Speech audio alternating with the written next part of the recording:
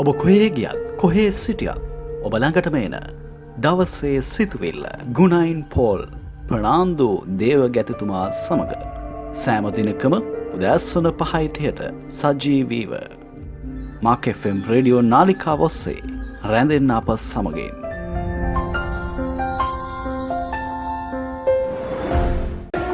Hi, we are Cubans and we listen the daily sermon by Pastor Paulo Fernando. It has been very nice for us for our Christian lives and it's so good sermon. මම සෑම කෙනෙකුටම කියනවා මේ වචනය දවස් පතාම අසන්න ඒ තමන්ගේ ජීවිතවලට එක්කාසු කරගන්න. දවසේ සිතවිල්ල තුලින් අපේ ආත්මික ජීවිතේට ගොඩාක් වර්ධනයක් දෙන පණවිඩ ලැබෙනවා. ඒ නිසා මම ඊට බොහෝ ස්තුතිවන්ත වෙනවා. ඇත්තටම හරි ආසයි මම මගේ ජීවිතේ පටන් ගමු දැසන අවුරුදු විගසම මගේ සිතවිල්ලට අහුම්කම් දෙනවා. ඒක මගේ මුළු ජීවිතේ දවස පුරා දෙවියන් වහන්සේ මාව ගොඩක් ශක්තිමත් කරනවා.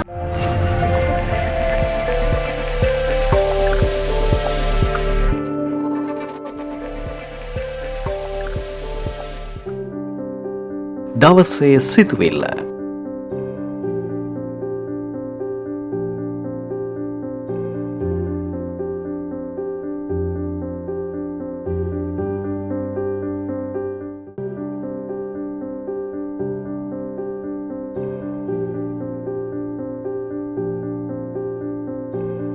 යේසුස් වහන්සේගේ නාමයෙන් ඔබ සැමදෙනා පිළිගන්නවා. We welcome you all in the name of our Lord. අපි ඔබට සුබ පැතුම් රැගෙන එනවා අද දවසේ යේසුස් වහන්සේගේ නාමයෙන්. We bring you great wishes in the name of our Lord. සියලුම අනුග්‍රහයත් කරුණාවත් උන්වහන්සේගේ නිරන්තරයෙන්ම ඔබ සමගම වේවා. All grace and all kindness of the Lord may be upon you every day. අද දවසේ අපි උන්වහන්සේගේ වචනයේ සුද්ධ බයිබලයේ අපි බලන්න යනවා ක්‍රියාපොතේ 3 වෙනි පරිච්ඡේදයේ 18 වෙනි පදය. In the word of the Lord we are going to look at in the book of Acts chapter 3 verse 18. දෙවියන් වහන්සේ සියලු අනාගත වාත්‍රුරුන්ගේ මුඛෙන් පෙර දැන්වුවා වූ දේවල් මෙසේ සම්පූර්ණ කළසේක. එබැවින් ස්වාමීන්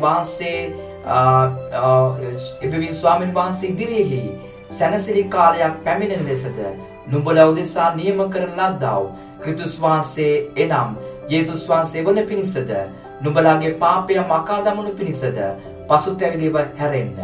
දෙවියන් වහන්සේ ලෝකේ පටන් ගැනීමේ සිට තමන්ගේ ශුද්ධ අනාගත වාත්‍රුන්ගේ මුඛෙන් කියවා සියලු දේ නැවත පිහිටවන්නා වූ කාලවල් දක්වා උන්වහන්සේ ස්වර්ගයේ සිටින්ට ඕනෑය. දෙවියන් වහන්සේට ස්තුතිවන්ත වෙනවා. Let thanks be to the Lord.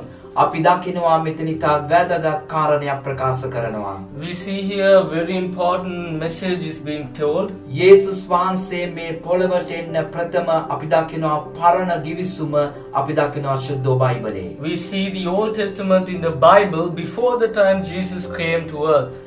ශුද්ධ බයිබලයේ පරණ ගිවිසුම තුල යේසුස් වහන්සේ එන්න ප්‍රථම ගිවිසුමට කියනවා පරණ ගිවිසුම කියලා. And we call the pre-testament before Christ, we call it the Old Testament. යේසුස් වහන්සේ මේ පොළවට එන්න ප්‍රථම දෙවියන් වහන්සේගේ ජනතාව සමග ගිවිසුමක් ඇති කරගත්තා. And before Jesus came to earth with the body of a man, God had a covenant with his people. ඒ යේසුස් වහන්සේ එන්නට ප්‍රථම තිබුණ ගිවිසුම That covenant that was there before Jesus came, ඉලක්කේ තිබුණේ යේසුස් වහන්සේගේ පළමු පැමිණීම පිළිබඳවයි. its target was the first coming of Jesus Christ. යේසුස් වහන්සේ පැමිණෙන්නට පෙර තිබුණ ගිවිසුමේ අනාගත වත්රුවරු සියල්ලෝම යේසුස් වහන්සේගේ පළමු පැමිණීම ගැන ඔවුන්ගේ ඉලක්කය තිබුණේ, ඔවුන්ගේ දර්ශනය තිබුණේ. And all the prophets and all the followers of the Lord in the Old Testament, their goal and their target was that Jesus' first coming. අපි දකිනවා ඒ වගේම මෝසස්ගේ පටන් ආබ්‍රහම් දක්වාද, ආබ්‍රහම්ගේ පටන් සියලුම පියවරුන් දක්වාද, ඒ වගේම පංච පුස්තකයේ තුල දිවිසි පොත් තුල සියලුම ඉලක්කේ ජනතාව යොමු කළේ බලාපොරොත්තු වීම කාලයක් තිබෙනවා. ඒ බලාපොරොත්තු වෙන කාලය තුල ජාතින්ගේ පාපෙට කමාව ලැබී ජාතින්ට ආලෝකයක් පැමිණෙන්න යනවා. සුබ පණිවිඩයක් තමයි ඔවුන් ඉලක්ක කරේ එනම් මෙසියස් වහන්සේගේ පළමු පැමිණීම ගැන ඔවුන් ඉලක්ක කරනු ලැබුවා. From Abraham to Moses and Moses to Noah, from all of the ancestors of the Israelites, what they have focused on, and also of all the first 5 books of the Bible until the end of the New Old Testament. In all of those books were hoping for a Messiah that will come to be the light of the world, that will set this world towards salvation, that will sin the curse of sin, and that will give back the life that was stolen from us. අපි දකිනවා යේසුස් වහන්සේ එන්නට ප්‍රථම තිබුණ ගිවිසුමේ එනම් අපි දකිනවා යේසුස් වහන්සේගේ උපත සිදු වෙන්නේ කොතැනද?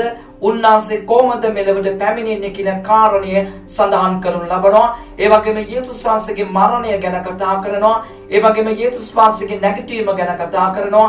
ඒ වගේම යේසුස් වහන්සේ මලුන්ගේ නැගිට දින 40ක් මිනිස්යන් අතර සම්මුඛ වීමේ ක්‍රියාවලිය සඳහන් කරනවා. ඒ වගේම යේසුස් වහන්සේ ස්වර්ගයට නැගීමත් උන්වහන්සේ ශුද්ධාත්මන වහන්සේව එවීම ගැනත් මේ උන්වහන්සේ එන්නට ප්‍රථම ගිවිසුමේ පැහැදිලිව සියලුම දිවිසිවරු සහ සියලුම පොත් ඒ පරණ ගිවිසුමේ ඉලක්ක කරේ යේසුස් වහන්සේගේ මේ කාරණා සම්පූර්ණ වීම සඳහාය. And the covenant, the first covenant that was given, which was the agreement between God and His prophets, it shows the entire picture of Jesus' first coming, from how He was going to be born into earth, and how when He was going to be baptized and start His service, and how He's going to gather His disciples, and how He's going to serve. And also it mentioned how the Lord is going to die, and how He is going to be buried, how He is going to raise from the dead, and how He's going to spend 40 days on earth with His disciples by teaching, and His ascension to heaven, as well as the sending of the Holy Spirit, and finally it mentions His return.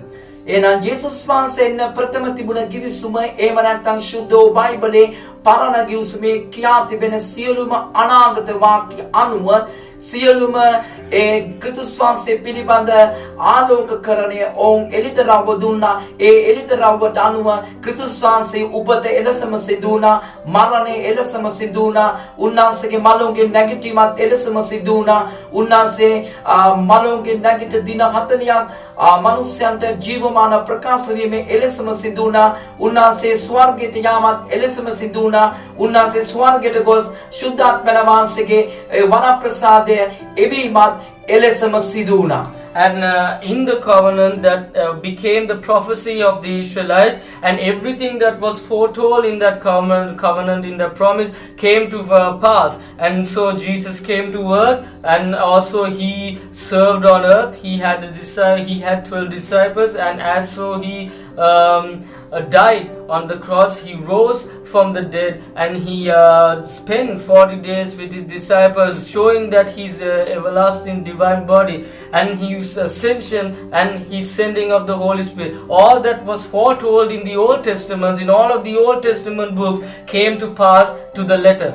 යේසුස් වහන්සේ එකයි කිව්වේ මම ආවේ ව්‍යස්තව සම්පූර්ණ කරන්න මිස අවලංගු කරන්න නොවේ කියන කාරණය. That is why in the book of Acts chapter 18 the Lord says that I came to fulfill the prophecies and not to oppose it.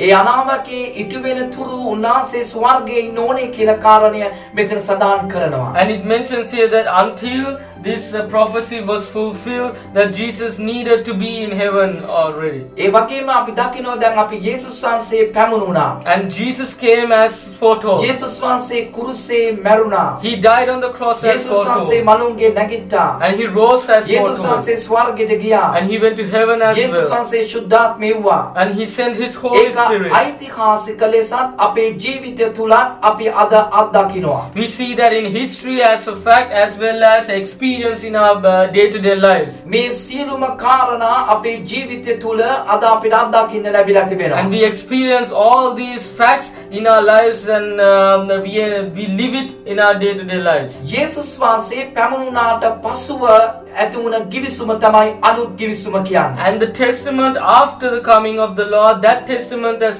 been named as a New Testament. යේසුස් වහන්සේ පැමුණාට පසුව ඇතිවුණ ගිවිසුමේ දැන් ඉලක්කය වෙන්නේ මොකක්ද? And of the post testament of the Lord, the New Testament, what is the goal and target of this testament? යේසුස් වහන්සේ එන්නට ප්‍රථම තිබුණ givisුමේ සියල්ලම සම්පූර්ණ වුණා යේසුස් වහන්සේ තුලින්. Now through Jesus and his coming, all the the tellings of the first testament or the Old Testament has been fulfilled.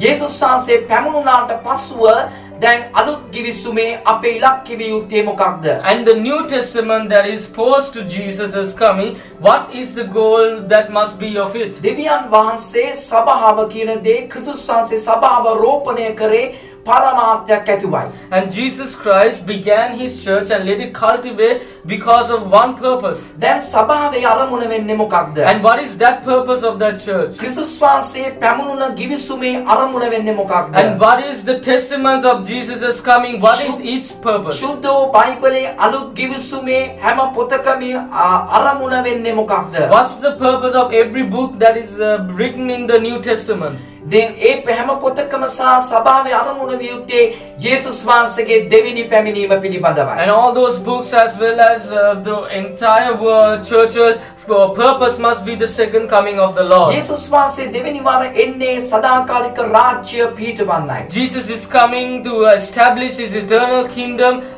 for the second time. දැන් අපේ ඉලක්කය වෙන්න ඕනේ සභාවේ ඉලක්කය වෙන්න ඕනේ දෙවියන් වහන්සේගේ රාජ්‍යයට මිනිස්සු සූදානම් කරන එක. That our goal and our target should be focusing the children of the Lord to the second coming of the Lord as well as the establishment of the එනම් kingdom. යේසුස් වහන්සේගේ දෙවෙනි පැමිණීමට ඒ සභාව යොමු කිරීම ඉලක්කය විය යුතුයි. And that must be the church's goal, to turn the focus of the church to focus on the second coming of Jesus අපි Christ. දකිනවා අද වර්තමාන අපි දකිනවා මුළු ලෝකෙම සභාව ආරම්භ වෙලා දැන් තිබෙනවා ඒ සභාව තුලින් දෙවියන් වහන්සේ අනාගතයේ සිදුවන දේව රාජ්‍ය පිළිබඳ හඬ දෙන්නේ සභාව තුලයි. And we see that in this modern world that the church has been cultivated all throughout the world, and that church will give a voice to the coming and the revelation that is of the Lord. දැන් දෙවියන් වහන්සේගේ දර්ශනේ අන්තිම දේ සම්පූර්ණ කරන්නේ සභාවයි. And church is the one that finishes the final thing of the revelation of the Lord. එනම් සභාවේ අරමුණ වෙන්නේ අන්තිම සලස්ම ඉටුවීමට දෙනා වූ දෙවියන් වහන්සේගේ හඬ සභාවයි එමිට සභාවේ හඬ විය යුත්තේ අන්තිම ඉරණම සදාකාලික රාජ්‍යයට මිනිස්සු යොමු කිරීමයි. So then the voice of the church must be to focus the people's hearts and the people's lives upon the second coming of the Lord and the fulfillment of the full prophecy. එනම් අද අපි ඉන්න උතත්තේ උන්වහන්සේගේ දෙවෙනි පැමිණීමේ ලකුණු උන්වහන්සේ කිව්වා ඒ කිව් ආකාරයට දෙවෙනි පැමිණීමේ ලකුණු දැන් සිදු වෙමින් පවතිනවා. And nowadays we can see the signs that the Lord has given in the revelations that these will happen now are coming to pass. ඒ වගේම යේසුස් වහන්සේ මේ අපි බලාපොරොත්තු වෙනවා හත් අවුරුදු පීඩා කාලයක් මුළු ලෝකේ විරුද්ධ ක්‍රිස්තුස් පාලනය කරන පීඩා කාලයක්. There is a revelation that we hope for that is coming, that is the 7 years of tribulations under the tyrant. ඒ විරුද්ධ ක්‍රිස්තුස්ෙන්ට ප්‍රථමයෙන් සභාව සුමා ගැනීමක් තිබෙනවා. And before the Antichrist has come to power, the church will be lifted up. සභාව සෝගත්තට පස්සේ මේ පොළවේ හත් අවුරුදු මහත් වූ පීඩා කාලයක් තිබෙනවා. And after the church has been lifted up, there will be 7 years of tribulation. එහි පාලකයන්ෝ විරුද්ධ ක්‍රිස්තුස් වෙන්න යනවා. And its king and its ruler shall be the Antichrist. එකම රාජ්‍යයක් විසින් එකම නායකයෙක් විසින් මුළු ලෝකෙම පාලනය කරන යුගයක් ගෙන්න යනවා. To one king through one kingdom, the whole entire planet, the globe will be controlled. ඒ යුගයේ සාමාන්‍ය මිනිසුන්ට උසුලන්ට බැරි යුගයක්. A age of time where man will not be able to lift his head. අධික පීඩා සහිත යුගයක් ගෙන්න යනවා. Time of deep tribulation and pain and suffering. ඒ විරුද්ධ ක්‍රිස්තුස් නැමැති පාලකගේ පාලනයට යන්න නොදී ක්‍රිස්තුස් වහන්සේගේ සභාව ඊට ප්‍රථමයෙන් ඔසව ගන්න බව කීතුණු වන අප විශ්වාස කරනවා. And as Christians we believe that before the Antichrist comes to power, Jesus Christ shall lift his church up to heaven. හත් අවුරුදු පීඩා කාලය තුලේ අපි දකිනවා ඊට පස්සේ දසක අවුරුදු රාජ්‍යයක් තිබෙනවා. සාමෙන් යුතු අවුරුදු 10ක රාජ්‍යයක් මේ පොළවේ උන්වහන්සේ සමග අපි සිටින්න යනවා. And after the 7 years of tribulation, there will be a kingdom of peace and prosperity for 1,000 years to come. And those 1,000 years we will spend it with our Lord on earth. ඒ උන්වහන්සේගේ පැමිණීමේදී මනුන්ගේ නැගිටීමක් තිබෙනවා. සියලු මිනිස්යන්. All man will be resurrected from their graves upon that second coming. ඊට පස්සේ අපි දකිනවා ඒ දාසකදු රාජ්‍යෙට පස්සේ සදාකාලය තිබෙනවා. And after that 1,000 years in the kingdom of paradise on earth, there will be the eternal kingdom of heaven. අලුත් සඳුක් පොළව සහ අලුත් රාජ්‍යයේ අපි සදාටම ජීවත් වීමේ දෙවියන් වහන්සේගේ පරම සැලැස්ම අන්තිම සැලැස්මයි. And the Lord's final goal is that we will live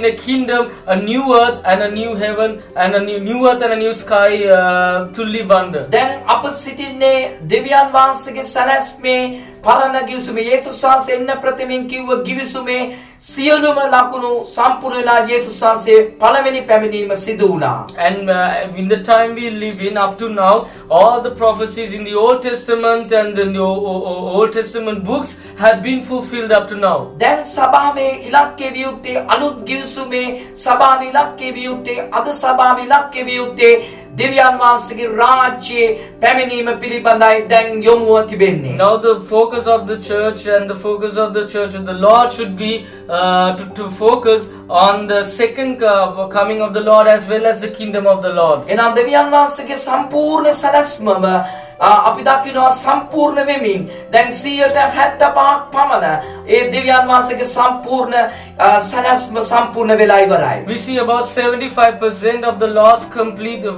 God the Father's complete plan is being fulfilled and only 25% is left. ඉතුරු ටික සම්පූර්ණ වෙන්න යනවා. And they are going to soon be fulfilled අපේ as well. ඉලක්කය වියුත්තේ සදාකාලික රාජ්‍යය. And our goal should be the eternal kingdom. යේසුස් වහන්සේ රජුන්ගේ රජ ලෙස එන්න යනවා. Jesus shall come as the King of kings. යේසුස් වහන්සේ මුළු ලෝකේ පාලනය කරන රජතුමා. And he will be the king to rule over the world. විරුද්ධ ක්‍රිස්තුස්ගේ පාලනය නැති වෙන්න යනවා. And the rule of the Antichrist will be removed. උන්වහන්සේගේ පාලනය තුල මේ ලෝකේ සදාකාලික පාලනයක් ඇති වෙන්න යනවා. And through Jesus there will be eternal rule in A this world. සදාකාලික රාජ්‍යයට යොමු කිරීම සමයි දැන් අපේ යුතුයකම අපේ යොමුව විය යුත්තේ. And our focus and our target and our goal should be to wait and look for that ruler to come to us. මම ඔබෙන් ප්‍රශ්නයක් අහන්න කැමතියි. I'd like to ask you a question.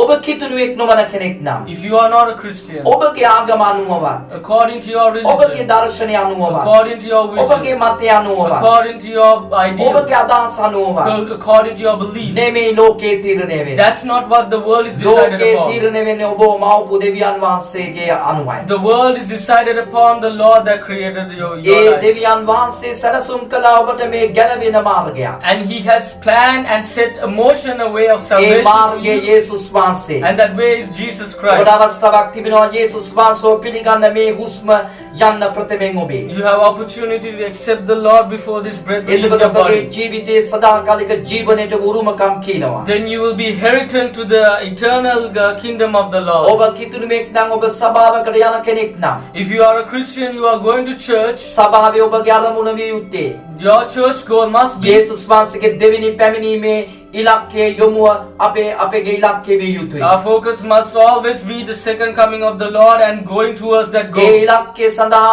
ඔබට සියලුම දේ වචනේ සියලුම දේ උගන්වීම සඳහායි සභාව දීලා තිබෙන්නේ. A church is there to teach and equip and to show you everything there is for prepare you to the second coming. ඔබට අද තීරණයක් ගන්න පුළුවන්. You have an opportunity ඔබේ to decide, ජීවිතේ නිවැරදි තීරණයක් ගන්න to පුළුවන්. make a right decision ඔබ in කැමති නම් life. යේසුස් වහන්සේට ඔබේ ජීවිතය දෙන්න. If you like to give your life to the Lord, ඔබට අවස්ථාවක් තිබෙනවා උන්වහන්සේට ඔබේ ජීවිතය දෙන්න. you have opportunity to give your life to the A Lord. වගේම ඔබ කිතුණුවෙක් නම් උන්වහන්සේගේ සභාවට යන කෙනෙක් නම් ඔබ ඉලක්කෙ වෙත ඔබගේ නෙත් යොමු කරන්න. Also, if you are a Christian and you are waiting for the second coming of the Lord, then focus your goal towards that coming of the ඔබ Lord. සැමට ජේසු පීඨයි. May the Lord bless you.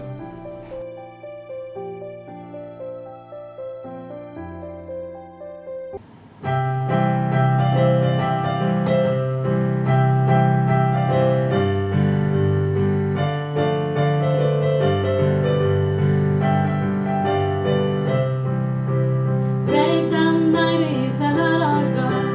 Great and mighty is He. Great and mighty is the Lord our God.